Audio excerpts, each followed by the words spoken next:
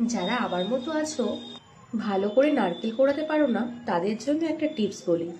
নারকেলটা ফাটিয়ে দুভাগ করে এরকম গ্যাসের উপরে একটু চাপিয়ে দেবে। মোটামুটি 1 থেকে 1.5 মিনিট এটাকে পুড়তে দেবে।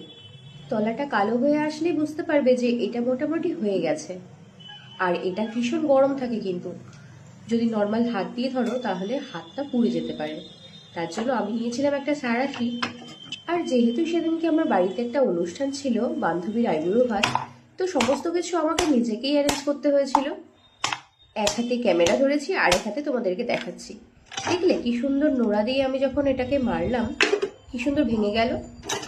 খুব ইজিলি এটা কিন্তু খুলে চলে আসে। এরপর চাকু বা কাঁচির সাহায্যে তোমরা এগুলোকে টুকরো টুকরো করে নিতে পারো। তারপর গ্রাইন্ডার মেশিনে দিয়ে নারকেল কোড়া তৈরি করে নিতে পারো। আমি চিংড়ি মাছের মালাইকারির জন্য এই নারকেল কোড়া থেকে দুধ বার করেছিলাম। বিশ্বাস করো, ভীষণ ভালো হয়। একটুও কিন্তু শুকিয়ে যায় না। নারকেলের যতটুকু রস সেটা কিন্তু পুরোপুরি থাকে। তোমরা বাড়িতে অবশ্যই ট্রাই করে দেখতে পারো। কেমন লাগলো টিপসটা জানিও কিন্তু।